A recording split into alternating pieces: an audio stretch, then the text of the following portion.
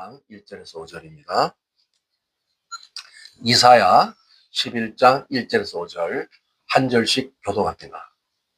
이새의 줄기에서 한 싹이 나며 그 뿌리에서 한 가지가 나서 결실할 것이요 그의 위에 여호와의 영 곧 지혜와 총명의 영이요 모략과 재능의 영이요 지식과 여호와를 경외하는 영이 강림하시리니 그가 여호와를 경외함으로 즐거움을 삼을 것이며 그의 눈에 보이는 대로 심판하지 아니하며 그의 귀에 들리는 대로 판단하지 아니하며 공의로 가난한 자를 심판하며 정직으로 세상에 겸손한 자를 판단할 것이며 그의 입의 기운으로 세상을 치며 그의 입술의 기운으로 악인을 죽일 것이며 공의로 다같이 공의로 그 허리띠를 삼으며 성실로 그의 몸의 띠를 삼으리라. 아멘.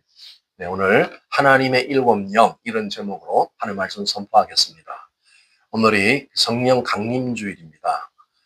기독교 절기 중에 이 성령 강림주일이 참 중요한 절기인데 사실은 잘 지켜지지 않고 또 잘 모르고 지나갈 때가 많습니다.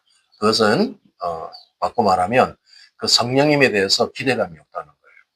오늘날 현대교회 우리 또 한국 이민교회 안에 그 성령님에 대한 그런 간절한 열망이 있어야 되는데 성령에 대해서 너무 무지합니다.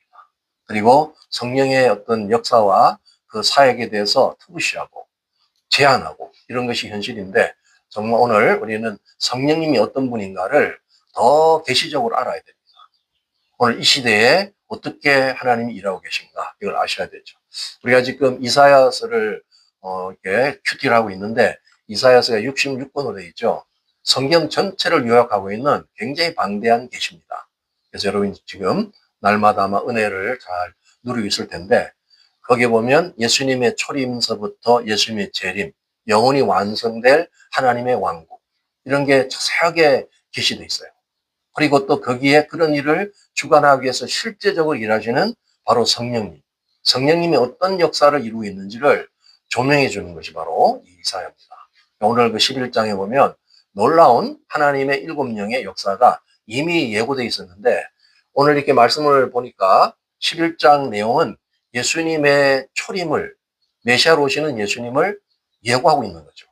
근데 예수님이 그냥 혼자 오셔서 일하시는 게 아니고 그 놀라운 구속사역을 이루기 위해서 하나님의 일곱 영이 그 위에 강림하신다는 거예요. 그래서 성령님은 여러 형태로 말을 하지만 오늘 그 구체적으로 성령이 말할 때 하나님의 일곱 영 이렇게 얘기하는 것은 성령님의 그 특성, 속성, 그분이 하시는 역할을 말씀하는 거예요. 그 7이라는 원래의 수가 굉장히 이제 그 완전수죠. 온전하다, 완전하다, 그리고 꽉 차 있다, 충만하다. 이것은 성령님의 실제적인 그 속성, 온전하고 완전한, 그리고 충만한 그 속성을 표현하고 있습니다. 그래서 지금 창세 이후로 하나님, 삼위 하나님은 각자 역할을 각각 하면서 연합해서 지금 사용하고 계시죠. 우리가 그 삼위 하나님과 어떻게 연합해서 이 땅에 귀한 삶을 이루는가, 이게 우리의 과제예요. 우리가 우리 나름대로 각자의 삶을 사는 게 아닙니다. 언제나 우리 하나님과 연합된 삶을 사는데 그걸 구체적으로 실현해주는 그 역사가 바로 하나님의 성령. 오늘 구체적으로 말하면 하나님의 일곱 영입니다. 이 얘기를 이제 통해서 예수님의 공생애를 통해서 주관하고 도와줬던 그 하나님 일곱 영이 이제 마지막 때를 완성하는 하나님 일곱 영으로 또 역사합니다. 이제 요한계시록이 우리 종말을 완벽하게 이제 보여주는 그런 이제 계시적인 말씀이죠. 거기 보면 이제 하나님의 일곱 영에 대한 계시가 또 나와요. 자, 한번 계시록 5장 6절 보겠습니다. 시작. 내가 또 보니 보좌와 내 생물과 장로들 사이에서 한 어린 양이 서 있는데 일찍이 죽임을 당한 것 같더라. 그에게 일곱 뿔과 일곱 눈이 있으니 이 눈들은 온 땅에 보내심을 받은 하나님의 일곱 영이더라. 하나님의 일곱 영이 또 강조되고 있죠. 예수님의 초림 때 예수님을 도와서 구속사역을 완성하겠던 그 하나님의 일곱 영이 이제 예수님은 죽으시고 부활하셔서 이제 승천하시고 하늘 보좌에 계시죠. 그 하나님 보좌에서 이 땅을 주관하고 계십니다. 어떻게 주관하고 계신가? 바로 여기에 일곱 뿔, 일곱 눈을 상징하고 있는데 일곱 눈은 온 땅에 보내지는 하나님 일곱 영을 상징하는 거죠. 그러니까 이 하나님이 모든 일을 완성하는 이 종말의 때를 완성하고 다시 이제 오실 예수님의 재림을 준비하고 완성케 하는 그분의 역할이 바로 하나님의 일곱 영이에요. 결국 하나님의 일곱 영은 예수님의 초림과 재림을 다 주관하면서 완성으로 가는 그 영이죠. 그러니까 우리가 이 하나님 일곱 영을 모르고 무지해서는 안 된다는 거예요. 이렇게 세세하게 역사하고 있는 이 일곱 영이 뭔지 오늘 이것을 자세히 좀 알아봐야 되죠. 물론 이 내용을 뭐 깊이 하자면 굉장히 많은 시간이 필요하지만 오늘 여러분은 이제 짧으면서도 잘 이해하시는 그 특성을 갖고 계시기 때문에 오늘 내가 짤막하게 그 핵심적인 것만 전달합니다. 중요한 건 하나님 일곱 영이 우리에게 임해야 돼요. 그리고 우리와 함께 해야 되고 교회와 함께 해야 돼요. 그러지 않으면 하나님 나라가 이루어질 수 없어요. 오늘 그런 면에서 예수님의 놀라운 그 시작한 구속의 역사, 그것이 하나님 나라로 완성될 때 끝까지 이제 이 땅에서 마지막 주자로서 사역하시는 바로 실체, 그분이 바로 성령, 하나님 일곱 명이라는 거죠. 이제 그 완전한 속성 역할에 대해서 이제 말씀했죠. 일곱은 완전수입니다. 그래서 먼저 이제 여호와의 영이라고 했는데 그 영어를 잘 보면 뒤에 어폰이라는 말이 딱 들어가 있죠. 위에 임하는 영. 우리 위로 강림하시는 성령. 예수님에게도 예수님이 이제 공생이 시작할 때 이 세례 요한의 침례를 받죠. 그랬더니 성령이 비둘기같이 임재하죠. 그 성령의 역사가 오늘 이 시대에 똑같은 역사예요. 우리도 주 예수님을 이제 통해서 구원받게 되면 죄를 회개하고 주 예수님을 임금과 구주로 영접하게 되면 그 동일한 성령이 우리에게 임재하는 거예요. 그래서 그분을 보혜사 성령님이라고 하죠. 우리를 끝까지 변호하시고 우리의 구원을 책임지시고 우리 구원을 완성해 주시는 그분, 우리와 함께 내주하시는 성령이 계시죠. 그런데 우리가 이 땅을 살아가다 보면 하나님의 큰 일을 위해서 그때그때 보좌에서 연결되는 하나님의 부어지는 성령이 있어요. 이게 성령론도 이제 체험을 안 하면 이게 뭔 말인지 잘 모를 수 있는데 그 쉽게 말하면 그냥 내적인 역사, 내적인 임재, 그게 우리가 다 거듭남을 체험하는 성령으로 거듭나지 않으면 구원을 못 받죠. 그 임재에 계신 보혜사 성령, 그 내적 역사예요. 그분이 늘 우리를 충만하게 주관하시고 내가 충만할 수 있도록 성령의 소욕을 따라 인도해 가시는 거죠. 우리는 그분을 잘 따라가면 내적으로 충만하게 돼요. 그 성령이 충만한 그 생명력이 이제 바깥으로 흘러 넘치게 되는 이런 걸 이제 생수로도 표현하고 여러 가지 그 상황을 이렇게 언급할 때가 있지만 이 성령은 위에 임하시는, 위로 강림하시는 성령. 우리가 초대 오순절이 진행됐을 때 그 성령님이 위로부터 강림하시는 것을 경험하게 됩니다. 그래서 오늘이 바로 오순절, 성령의 오순절. 성령님이 120문도가 열심히 예수님 이제 부활 승천하고 나서 예수님의 약속을 붙들고 그냥 밥 먹는 거 빼고는 죽기 살기로 기도했어요. 그래서 온전하게 기도에만 힘쓰는, 사실 그 기간이 이제 얼마인지 예고는 안 했지만 결과를 보니까 10일 동안 예수님이 부활하시고 40일 동안 이 땅에서 천국 복음을 전하시고 또 많은 제자들 양육하시고 이제 부활 승천하셨죠. 그러고 나서 이제 10일이 돼야 오순절이죠. 그러니까 부활절서부터 50일이 되는 날이 오순절이죠. 오늘이 바로 그날입니다. 근데 그날 예고한 대로 강력한 성령의 임재가 일어나요.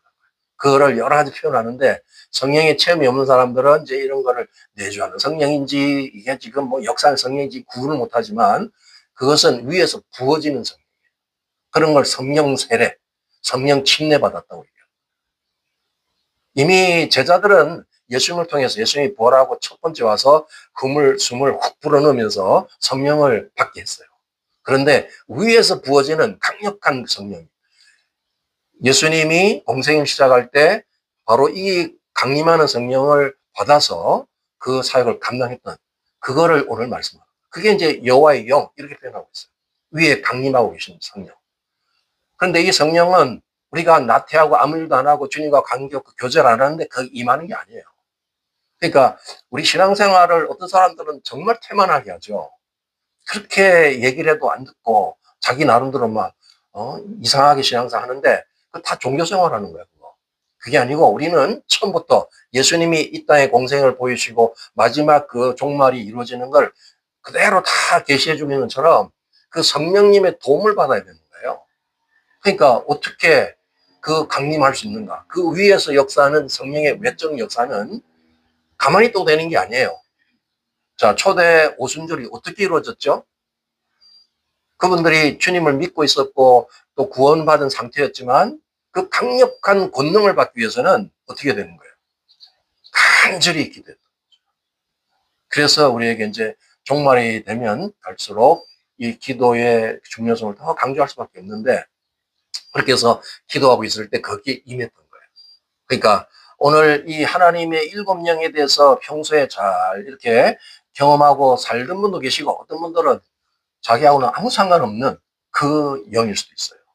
내가 경험을 해본 적이 없어. 제가 볼 때는 교회 생활을 하지만 이런 하나님의 일곱 영을 제대로 경험하고 사는 사람은 많지 못합니다.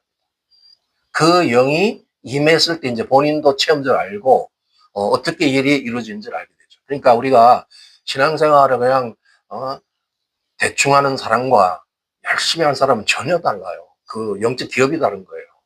그 안타깝기 때문에 이미 체험한 사람이 권면해도 그걸 못 알아듣는 거야. 그러니까 성령의 그런 침례를 받고 성령 세례를 받은 사람과 못 받은 사람이 있어요. 같이 교회 생활해도, 같이 예배를 드려도. 그러니까 초대 오순절에 이제 500명의 제자가 있었죠. 형제들이 있었죠. 예수님의 부활을 다 목격했잖아요. 근데 거기에 마가다락방에 몇 명만 남았어요. 120명. 그 사모하고 그 약속 붙들었던 120명에게 임한 거예요. 나머지 380명은 성경에 나오지도 않아. 그게 하나님의 역사가 그에게는 이루어지지 못했어. 그러니까 그게 임하는 오늘 쉽게 말하면 하나님 일곱 영의 역사를 체험한 그 사람들이 이제 권능을 받아가지고 그렇게 두려웠던 사람들이 다락방에서 나와가지고 이제 복음을 전하게 되고 이 베드로가 막 외치니까 3,000명, 5,000명이 막 돌아오면서 영적 붕이 일어났죠. 그리고는 많은 이 핍박에도 불구하고 전 세계 이제 선교 사역이 진행돼서 저와 여러분한테도 그 은혜가 임한 거예요. 그게 어떻게 시작된 거냐? 성령의 강력한 강림을 통해서. 오늘 하나님의 일곱 영의 이 역사를 통해서 사실은 그렇게 진행된 거예요. 근데 오늘 교회는 이런 면에서 다 잠들어 있고 잘 몰라. 이게 뭔 얘기하는지도 모르고. 너무 중요한 오늘 메시지죠. 그래서 사실 이거는 자주 얘기를 하고 계속 해야 되는데 이제 그만 할 수 없기 때문에 오늘 이제 한 시간을 되시 우측적으로 제가 얘기할 때 잘 알아들으시고 이제 모르면 또 알아보시고 이렇게 하셔야 됩니다. 그래서 이것은 위에 임해 있는 영이에요. 그 여호와의 영 이렇게 표현했지만 그 영이 강력하게 나를 지배하고 그 임재 속으로 나를 주관하고 있는 그 상태를 이제 여호와의 영이 임해 있다 얘기합니다. 이렇게 되면 우리가 이제 주님하고 하나가 돼서 연합되어 있기 때문에 이제 성령님의 다른 완전한 속성들이 나타나게 돼요. 그래서 성령 하는 일이 굉장히 많아요. 오늘 이제 그 다음에 한번 보시겠습니다. 이제 지혜의 영으로 역사하는 거예요. 내가 타고난 어떤 꾀가 있다. 인간적인 지혜, 이걸 말하는 게 아니에요. 이것은 하늘에서 임하는 지혜. 우리가 하나님의 지혜를 어떻게 감당할 수 있겠어요? 그런데 하나님의 일곱 영의 역할 중에서 지혜의 영이 그런 초자연적인 하늘의 지혜를 부여해요. 그 지혜가 있으면 사실상 어떤 일을 잘 해내갈 수 있죠. 이 땅에서도 사람이 이제 지혜가 있는 사람과 지혜 없는 사람이 있어요. 저는 이제 이렇게 무슨 일을 하면 일을 잘 못해요. 이런 일에 대한 이 지혜가 없어. 그래가지고 뭐 하다 보면 손도 자꾸 다치고 일했다 그러면 어디가 상처가 나 있어. 나중에 보면 맨날 다쳐. 그런데 일을 잘하는 사람이 있어. 오늘 안 오셨지만 이제 이 대식 집사님 같은 너무 일을 잘하시다. 그런 게 이제 그 어떤 인간의 지혜가 있으면 결과가 다르죠. 근데 하늘의 지혜도 마찬가지예요.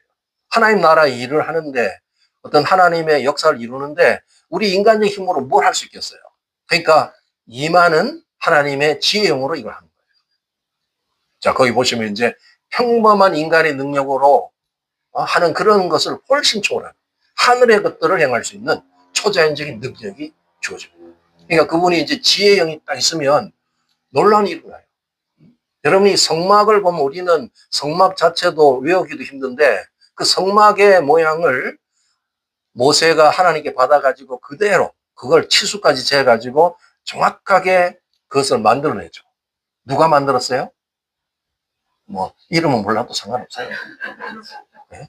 뭐 오홀라 뭐 이런 있어 하여튼 그 사람들이 지형이 딱 임해가지고 그걸 그대로 만드는 거야. 기가 막히잖아요. 그 광야에서 뭐가 있어? 아무것도 없는데 휘어하게 해가지고 뭐 우물딱 주물딱 해서 쫙 만들어내는 거야. 그게 지혜예요. 하나님의 지형을 받으면 어마어마한 일을 해낼 수 있어요. 저는 맨날 이제 사람들이 만들어 놓은 거 보고 막 감탄만 하고 있는데 어떤 사람은 그걸 막 만들어내잖아. 그죠? 이 셀폰 나올 때도 뭐, 그 셀폰 안에 별 기능을 다 만들어가지고 그 인간의 지혜가 있잖아요. 하물며 하나님의 지혜는 어떡하겠어요? 우리는 이제 그 하나님의 창조에 이런 조금 맛을 보는 거죠. 우리가 뛰어난 그런 창조의 모델이긴 해요. 이 땅에 많은 생물이 있지만 사람은 특별하게 하나님이 지혜롭게 창조하시고 지혜를 주셨잖아요. 그래서 세상을 통치할 수 있는 능력이 있는데 하나님의 영이 직접 역사하게 되면 그런 일을 막 능가하는 거야. 그래서 하나님께서 계획하고 또 어떤 이루어야 될 목적이 있는데 이것을 성취할 수 있고 구체적으로 할 수 있는 그 능력은 지혜의 영이 임해야 되는 거예요. 그럴 때 해나갈 수 있어. 아주 뭐 창의성을 가지고 뭔 일을 막 해내고 뭐가 팍팍 돌아가고 막 그런 거야. 여러분도 보면 이렇게 가만히 앉아 있으면은 멍해 있는 분이 계시고 이게 뭐가 막 돌아가는 분 있죠. 그죠? 애들도 이렇게 딱 보면 두 부류가 있어. 하루 종일 멍해 있는 애가 있고 앉아서 뭐가 막 돌아가는 애가 있고 그게 딱 나눠져. 근데 하나님의 지혜형이 임하면 우리가 가만히 있을 수가 없어. 막 안에서 뭐가 막 이제 영적인 이런 충동이 일어나면서 막 창조적인 일이 일어나는. 그게 이제 영적 창의성이라는 거죠. 놀라운 일이 일어나는 거예요. 여러분도 막 경험하고 싶죠? 그동안 좀 경험해본 분도 계실 거예요. 그런데 이 일이 늘 충만하게 있으면 그런 일이 진행되는 거예요. 이 지혜형은 구체적으로 인도합니다. 사도 바울이 이게 사모가 됐어요. 사도 바울이 이제 에베소 1장 17절부터 이제 19절까지 그 긴 기도가 있는데 17절만 한번 같이 읽겠습니다. 시작. 우리 주 예수 그리스도의 영광의 아버지께서 지혜와 계시형을 너에게 주사 하나님을 알게 하시고 사도 바울이 정말 하늘의 지혜, 하늘의 계시 이걸 너무 사모했던 거예요. 그런데 그냥 내가 뭐 그거를 알고 싶다 해서 공부했다 해서 알 수 있는 게 아니잖아요. 그러니까 하나님의 지혜로 주어지는 그 지혜형이 충만하게 임해가지고 하나님이 우리에게 알려주는 이런 계시의 중요성. 그래서 거기 이제 쭉 후반절을 보면 우리의 부르심이 뭔지를 알게 되고 또 하나님이 어떤 분이신지 하나님의 능력이 얼마나 크신지 이런 걸 알게 되고 또 이제 우리의 유업이 앞으로 장차 내가 누릴 유업이 어떤 건지를 알게 해준다. 어떤 분들은 지금 천국 그러면 천국이 그냥 가물가물한 분이 계시고 천국 그러면 막 유업이 느껴져가지고 막 어떻게 주체를 못하는 그 감격 이런 거 느끼는 분이 계세요. 여러분은 후자가 되길 바랍니다. 천국 그러면 너무 생소해. 그러시면 안 되죠.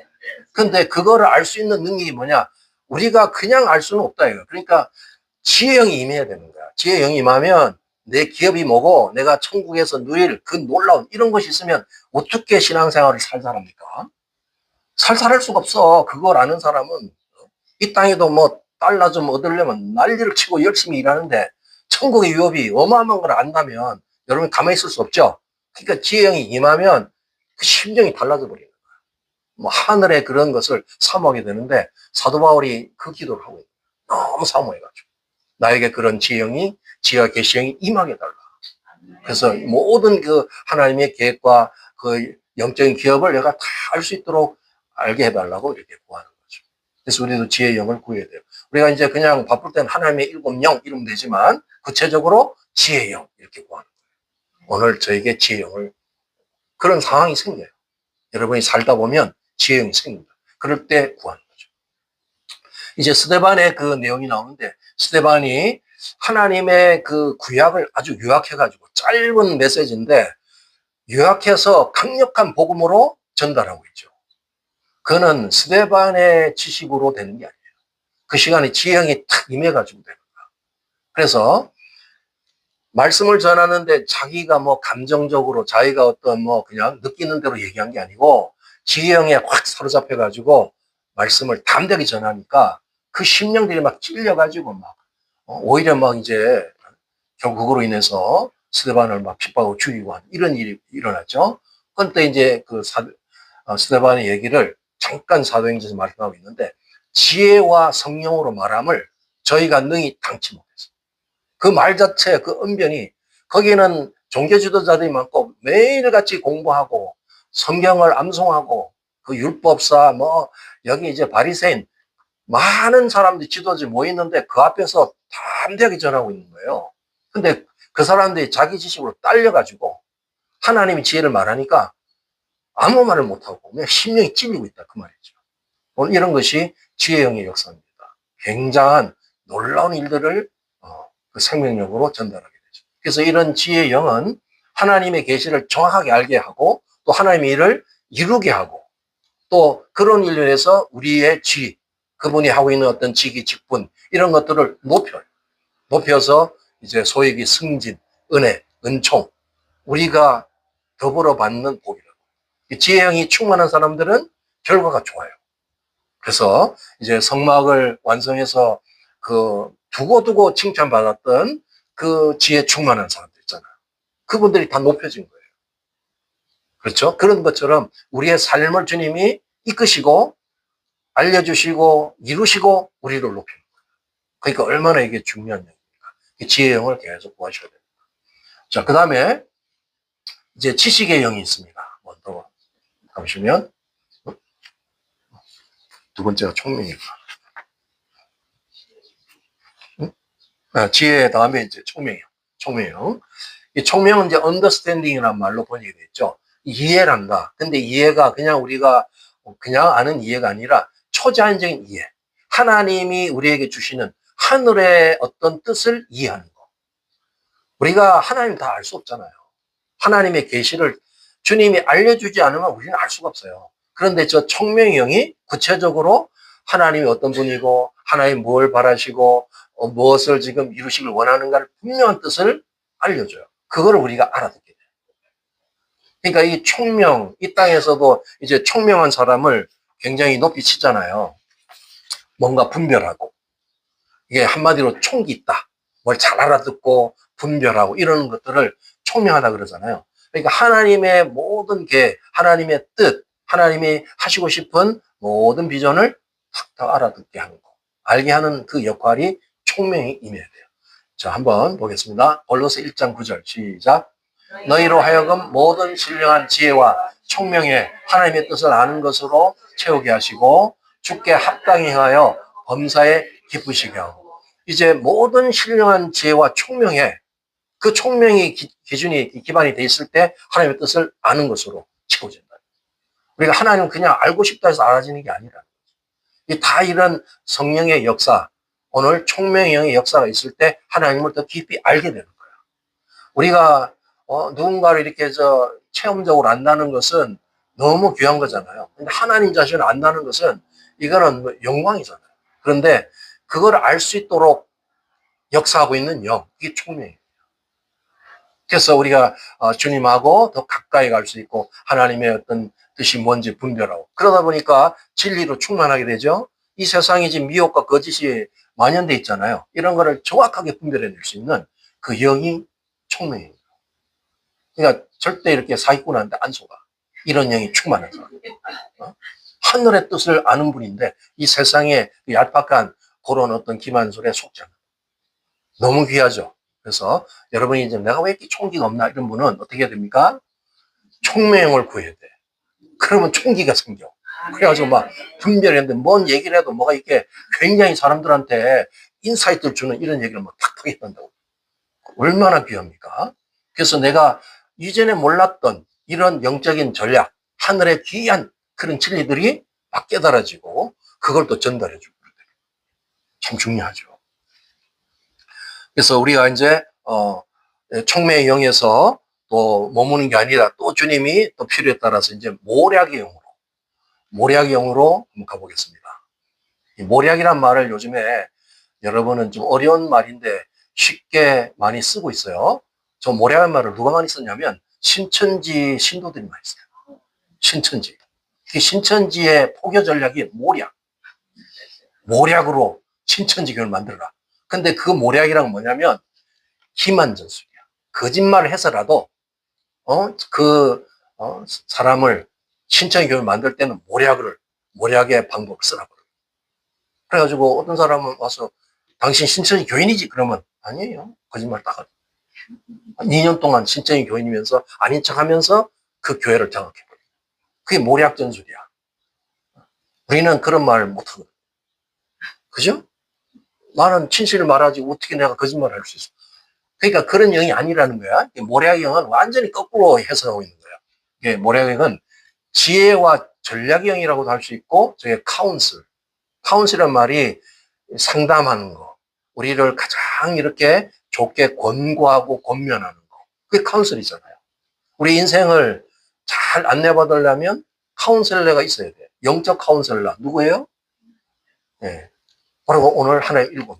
그 모략의 영이 우리를 인도해 가는 거예요. 그래서 비밀스럽게 임하는 어떤 지혜말, 또 하나님의 깊고 비밀한 생각.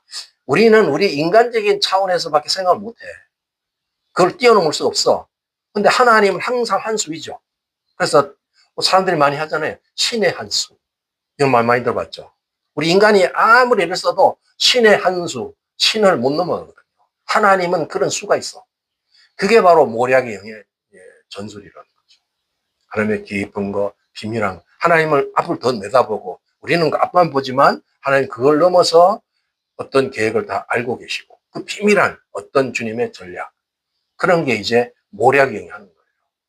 그러니까 이 모략의 영의 지배를 받으면 우리의 삶에 또 굉장히 도움도 될 뿐만 아니라 하나님 나라의 일을 위해서 하나님의 어떤 계획에 잘 동참할 수 있고 하나님 우리를 궁극적으로 이끌어가는 거예요. 그때그때마다 공고하고 내가 이제 가다 보면 우리 인간은 한계가 있잖아요. 실수도 하게 되고 어떤 때는 굉장히 이렇게 낙담할 수 있는데 그런 걸 하나하나 이렇게 카운셀링 해가는 거예요. 이렇게 해라 저렇게 해라 어떤 지혜를 주고 그때그때마다 전략을 베풀어주는 그 모략행이 바로 그 일을 하는 거죠. 꽤 중요하죠. 그러니까 주의 나라의 일을 위해서 예수님이 하나님의 아들로서 의인으로서 이 땅에 왔지만 하나님의 일곱 영의 도움이 없이는 실제적으로 하나님 나라의 일을 이룰 수가 없는 거예요. 그래서 성령님도 절대적으로 성령님의 어떤 그 주권을 따라서 예수님이 늘 그분을 존중하고 연합했던 거죠. 우리도 그런 거예요. 그러니까 우리가 아무리 노력을 사람도 해서 뭐 되는 게 아니죠. 자, 잠언 11장 14절 읽습니다. 시작. 지략이 없으면 백성이 망하여도 지략이 많으면 평안을 누립니다. 바로 그 지략, 좋은 카운셀링, 좋은 이런 상담, 그런 능력이 있어야 평안을 누린다. 성령님께서 우리에게 주시는 저 지략, 저 모략은 정말 이제 깊은 것이고 분명한 것이고 우리를 실수하지 않게끔 계속해서 공고해가는 그런 능력이에요. 그러다 보니까 우리가 주님하고 더 연합할 수 있고 더 친밀하게 될 수 있고 더 깊은 영의 세계로 이끌어갈 수 있는 거예요. 오늘 이런 얘기를 들으니까 여러분이 뭔가 막 동기부여가 되지 않습니까?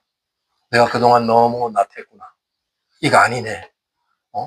주변 사람들 그냥 보고 엉터리 신앙하는 것만 봐가지고 신앙생활 엉터리 했구나. 그런 거 보면 안 되고 종교적인 사람들 쫓아다니면 안 됩니다. 하나님의 영은 매일같이 새롭게 우리를 주관하시고 주님은 우리를 계속해서 하나님의 그 새로운 영역으로 끌고 가고 싶어 하는 거예요. 하늘을 맛보고 싶어 하는 거예요. 여러분은 뭔가 이게 삶에 이렇게 좀 활력소 없을 때 그래도 뭔가 좀 새로운 환경에 가서 뭘 맛보고 그러려고 가서 바닷가도 찾고 산도 가고 막 그러잖아요. 하나님의 나라 일도 그런 거예요. 우리가 이 땅에 있지만 하늘의 그 신령한 것들을 날마다 체험하고 산다는 것은 이거는 특권적인 특종이죠. 근데 가만히 있다고 그게 되겠네요. 우리의 그런 사모함과 열정이 있어야 돼. 그럴 때 막 부어주는 거야. 그러니까 내가 그동안 이렇게 타성에 젖은 신앙생활을 지금까지 해왔다면 이 종말을 맞아서 딱 청산하시고 이제는 성령의 충만함, 이 하나님의 일곱 영이 나를 완전히 주관할 수 있도록 나를 드리고 그분하고 연합해서 그렇게 날마다 살아보세요. 그러면 삶의 이 패턴이 틀려져. 삶에 사는 게 뭐. 여러분 하루 생활 솔직히 말하면 아침에 일어나면 뭔가 막 여러분 누르지 않습니까? 어떻게 하루가 살아가나? 안 그래요? 할렐루야. 그런 분이 혹시나 있을까봐. 얼마나 답답한 인생이에요, 이게. 그렇죠? 내가 할 일이 있어요. 각자 우리에게 할 수 있다는 건 참 좋은 거예요. 그런데 그것을 능력 있게, 지혜롭게 열매 맺고 할 수 있는 게 그게 중요한 거잖아요. 마지못해서 끌려가지고 이렇게 하는 게 아니고, 그래서 하나님의 7명이 충만한 사람은 어떤 데 내놔도 다 잘해. 기가 막히게 해내. 왜냐하면 그분의 도우심이기 때문에. 그래서 이거를 내가 오늘 전하고 싶은 거예요. 자, 이제 모래경이 뭔지 아셨죠? 이제 재능형으로 가봅니다. 재능은 뒤에 마이트라는 말 썼죠. 힘, 능력, 어떤 이런 걸 말하는 거예요. 재능형이 임하면은 실제적으로 뭔가 막 돌파해 나가는 거예요. 그래서 우리 삶에 하나님께서 계획한 일들, 목적한 일들을 실제적으로 이루어가는 것은 재능형이라는 거예요. 그러니까 계시도 주님이 주시고 하나님의 전략도 주시고 그 일을 완성하는 것도 성령님이 다 하시는 거야. 그러니까 우리는 주님하고만 잘 친하게 있으면 돼. 네. 화목하고 연합하고 그분이 나를 할 수 있도록 돕는 거야. 그러니까 내가 뭘 하려고 그러지 말고 해봐야 별로 소득이 없어요. 힘만 들어.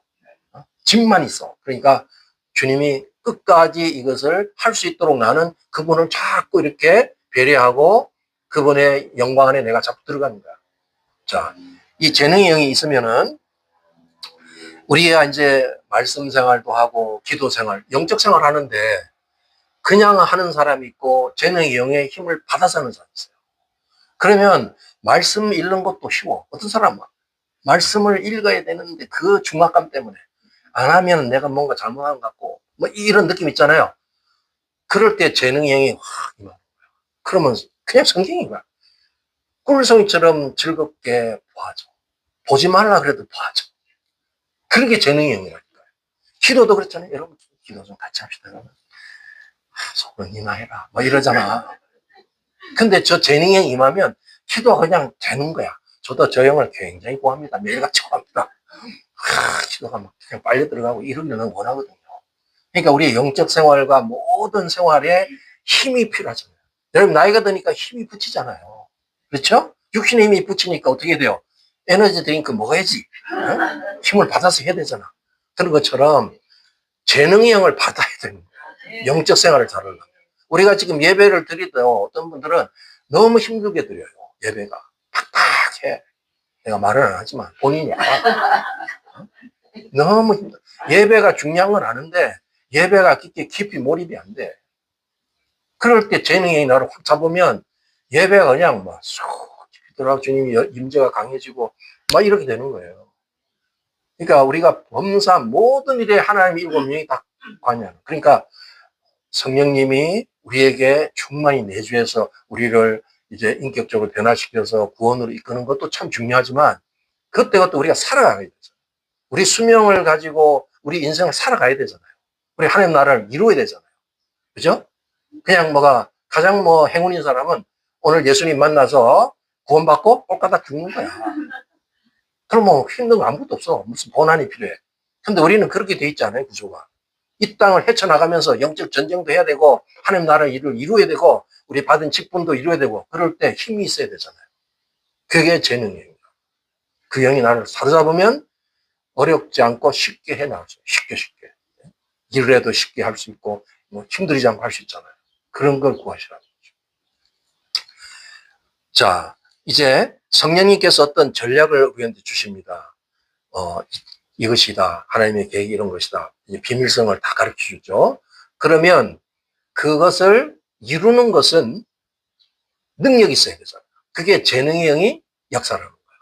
그러니까 모든 하나님 7영은 또 서로 협력을 해요. 그 안에 그 기능들이 서로 협력해서 하나님의 뜻을 이루게 돼요.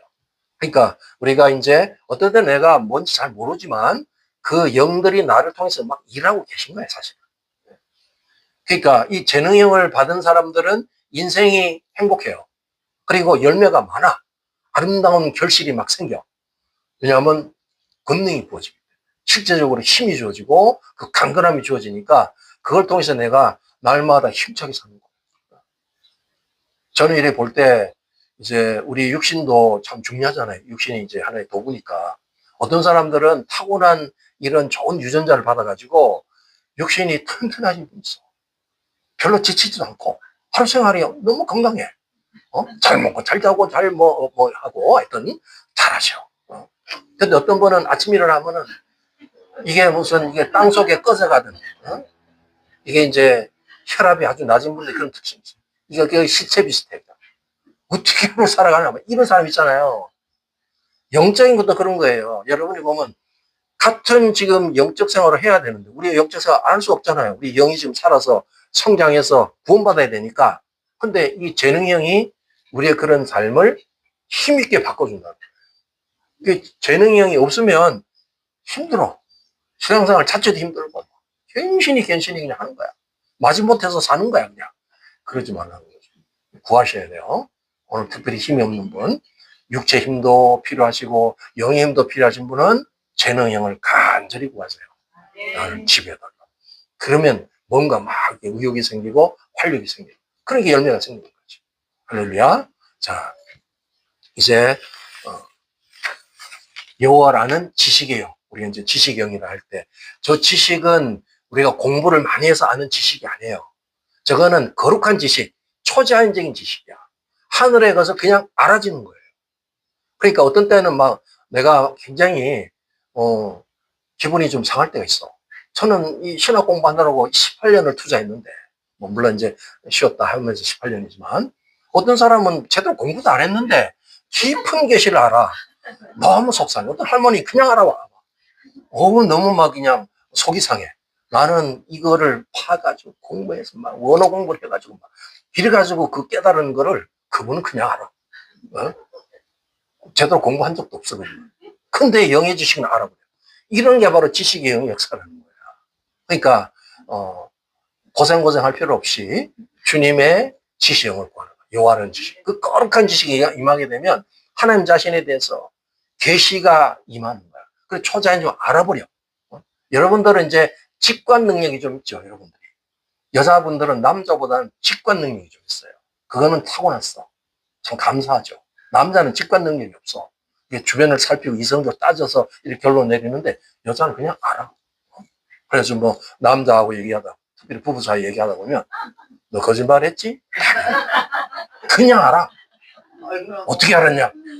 그냥 안다. 근데 이걸 이제 확대해 가면 하나님도 그렇게 하는 거야. 우리가 하나님 연구하고 이것도 필요해요. 그러지만 주님이 어떤 때 계시를 줄 때에 직관적으로 그냥 알아버리는 거예요. 놀라운 거죠. 그래서 이 지식형이 임하면은 이 모르는 것들도 알게 되어지고 뭐 이게 이제 일상생활에서 어떤 일이 막 접목될 때 내가 뭐 기계를 잘 못 고치고 나는 그런 능력이 없어요. 그런데 뭐가 탁 임해 그 시간에. 그래가지고 뭐 내가 막 움직여. 그래가지고 뭐 그런 적이 제가 있었어요. 목욕탕에서 어떤 사건이 있었어요. 내 실력은 안 되는 일이야. 근데 그날 지식형이 임했어. 그래서 뭐가 이렇게 뭐 하더니 잘 만져져가지고 해결이 딱 되더라고요. 놀랍지 않습니까? 네. 그래서 초자연 거룩한 지식 구하셔야 돼요. 그러면 우리가 정확한 하나님의 계시를 알게 되는 거예요. 그래서 이제 성령의 은사 중에 지식의 말씀 은사 있잖아요. 지식의 말씀 은사라는 거는 초자연적으로 알아지는 거야. 그러니까 이걸 요즘에 시험을 못한 사람들이 막 목회자들도 그거 뭐 서로 뭐 짜고 치는 고스톱 아니냐 이러면서 따가는데 처음에 왔는데 이름을 딱 알아와요.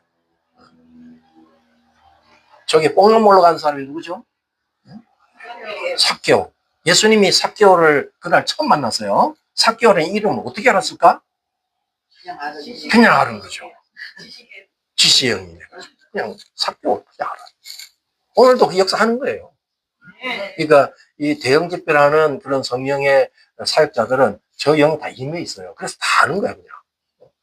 당신 10년 전에부터 지금 이 어디 고통을 당하고 있네? 어디가 지금 아프고 있네? 이런 거 그냥 아는 거야. 내가 그 사람 연구한 적이 없어요. 근데 주님이 알려줘요.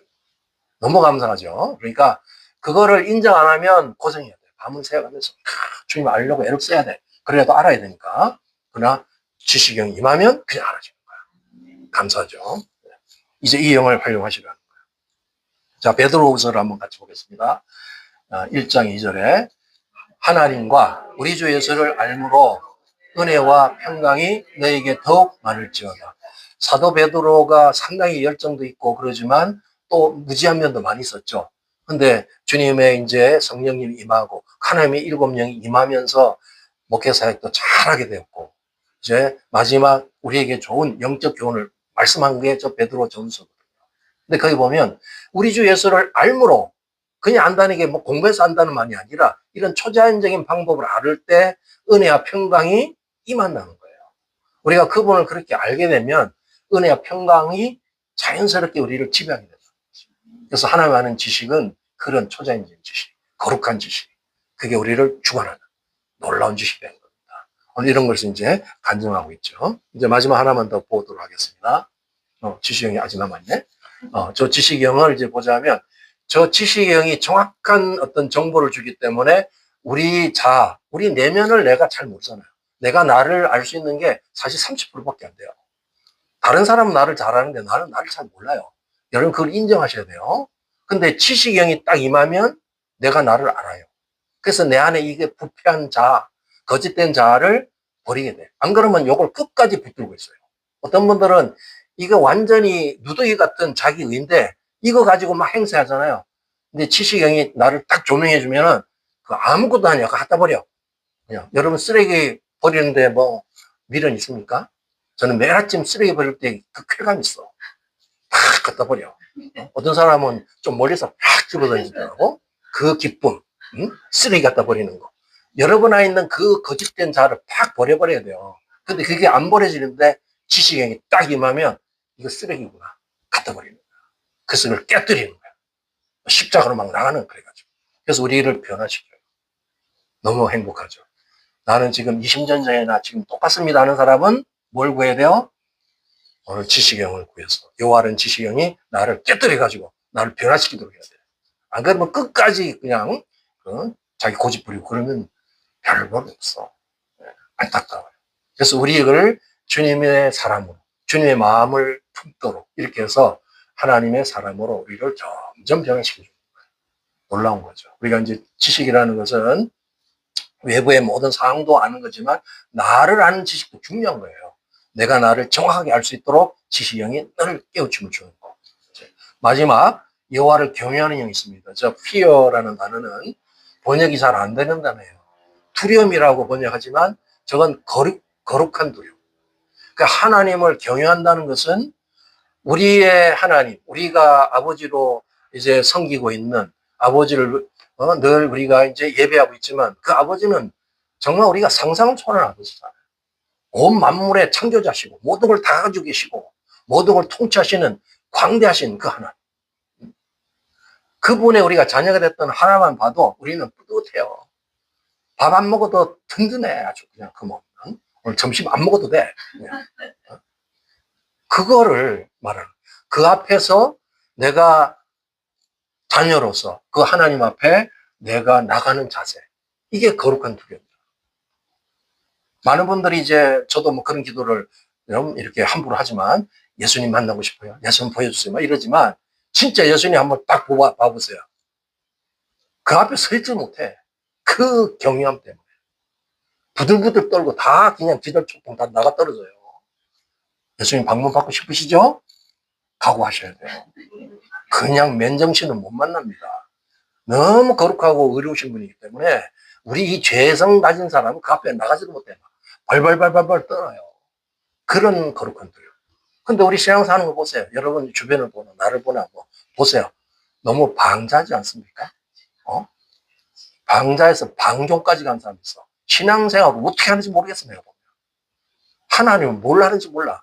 그래서 우리 십계명에 하나님을 존경하는 걸 다 하나님을 함부로 부르거나 이런 거 하지 말고 그 하나님을 경외하는 거 이거 강조하고 있잖아요. 그게 진짜 우리의 모습이죠. 하나님을 알면 알수록 더 예의 범절이 더 뚜렷해요. 영적 예의 범절이 있다는 걸 아셔야 돼요.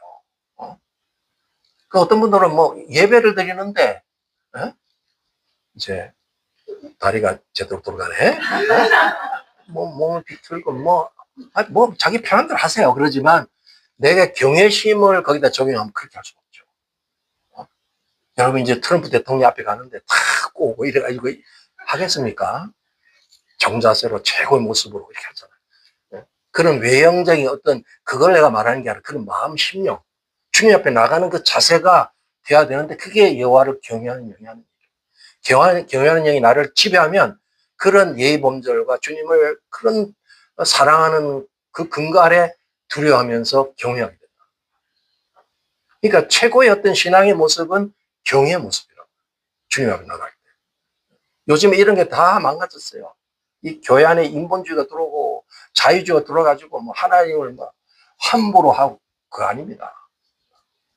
다 뼈대 있는 자손들은 그렇게 안 살아요. 신앙 안에도 뼈대 있는 자손이 되기 바랍니다. 엉터리 신앙 하지 말고 이 경외심을 가지고 주님 앞에 얘기할 때 하나님을 얘기할 때 하나님을 간증할 때는 그런 예의 범절 하나라도 조심해서 이스라엘 백성들은 유대인들은 하나님이란 단어를 쓸 수가 없어요. 너무 저게 경외하는 단어이기 때문에 하나님 말할 수 없어.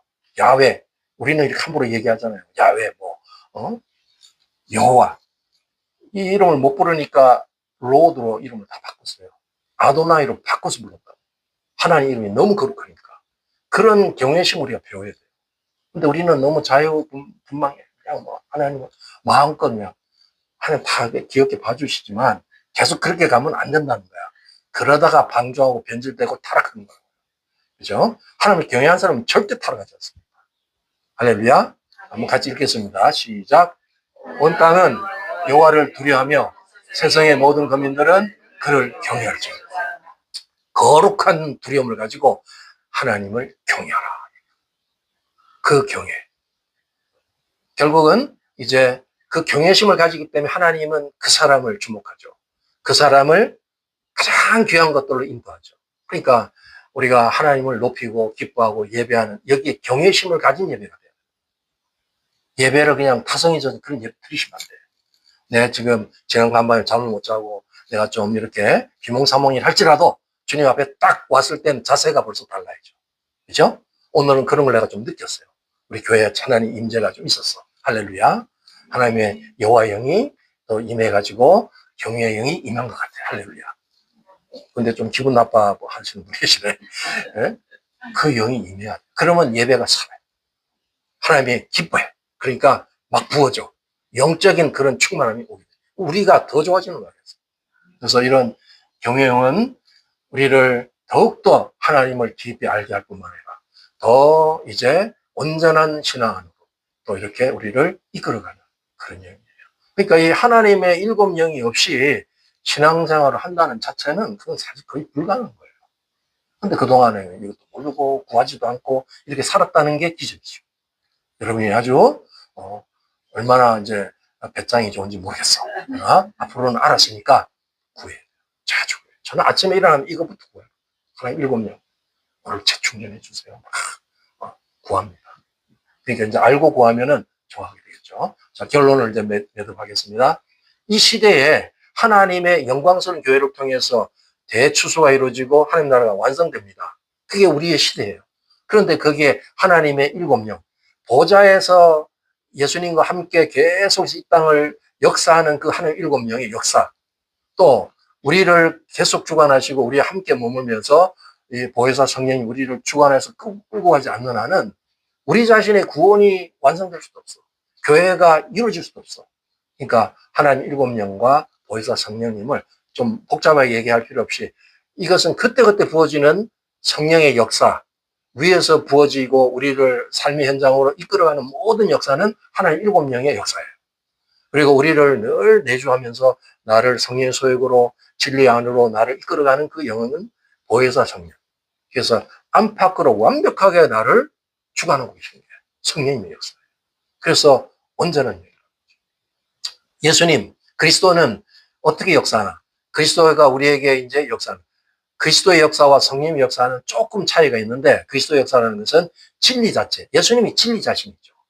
우리가 이제 성경 66권을 통해서 진리를 여기에 표현해 주셨는데 그 그리스도의 역사는 빛으로서 말씀으로서 역사하는 거예요. 우리를 막 밝게 해주고 비춰주고 깨닫게 해주고 그렇게 해서 우리를 변화시켜. 인격적으로 변화시켜요. 그러니까 하나님의 말씀, 그리스도의 역사를 통해서 사람이 인격자가 되는 거야. 좋은 성품의 삶인데. 그러나 일곱 영이라는 것은 성령님의 외적인 강력한 능력을 말합니다. 불로 임하고 때로는 기름 부음으로 막 임해가지고 내 안에 있는 죄악, 정욕 이런 걸 다 파괴시키는 거예요. 실제적으로 역사하는 거고 또 우리에게 재능과 은사를 통해서 하나님 나라를 이루어가며 진정한 하나님의 일꾼으로서 하나님 나라를 완성하게 하는 것이 바로 그 일입니다. 지금 우리는 영적 전쟁터에 있습니다. 많은 제한이 있습니다. 이 영의 역사가 없이는 사실 뚫고 나갈 수가 없어요. 그죠? 사단이 만만치 않죠? 그러니까 하나님 일곱 영의 도움을 받아야 돼요. 그래서 모든 상황, 환경, 우리 세상, 또 사탄, 우리 인간의 육신적인 정욕, 이런 방해물을 뚫고 나가는 힘은 성령의 일곱 영. 이런 영을 추구하지 않으면 미혹에 빠지거나 탐욕에 빠져가지고 죄악을 짓고 간음하고 이런 짓들을 하게 돼요. 요즘엔 우리가 너무 안타까운 뉴스를 많이 보고 있죠. 신앙의 정점에서 강력한 리더십을 갖고 지금 이 말세를 준비해야 될 사람들이 타락하고 무너지고 종교다운적으로 빠져나오고 이런 것들이 성령의 역사가 없어서 그래요. 성령의 일곱 영이 그를 주관하면 그렇게 할 수가 없어. 영적 전쟁에서 이기게 됩니다. 초자인 권능이 임하게 됩니다. 그래서 하늘의 진리를 정확하게 가지고 살고 증언하고 사는 거예요. 그래서 하나님의 일곱 영은 오늘 우리에게 필수적으로 역사해야 될 영, 그거예요. 그러니까 성령 강림주의를 맞아가지고 오늘서부터 정말 이 실세를 여러분이 더 이제 체험하시길 바랍니다. 여러 영의 역할이 있으니까 일단은 구체적으로 구하시고 이제 하루 삶에 나의 영역에 주님이 개입해서 나를 주관해달라고 이렇게 부르짖고 기도하시는 거 필요합니다. 근데 중요한 것은 주님과의 연합, 교제, 기도의 삶이 없으면 하나님 일곱 영은 역사하지 않습니다. 간절히 구해야 됩니다. 그럴 때 이루어져요. 오늘 말씀을 통해서 이 하나님의 일곱 영의 강력한 역사를 통하여 이제 하늘나라를 완성해가는 저와 여러분 되시고 예수님을 축복합니다. 오늘 같이 한번 기도할 때 오늘 들은 이 하나님 일곱 영의 역사가 뭔지를 잘 이제 깨닫고 이걸 우리의 삶과 우리 신앙, 우리 사역에 잘 적용할 수 있게 해달라고 구하시고 이 하나님 일곱 영을 통해서 이제 임재가 충만해지면 이 세상 또 사탄, 육신의 정욕을 우리는 이길 수 있습니다. 그래서 우리의 승리할 수 있도록 위해서 기도하시고 이 세계 정세를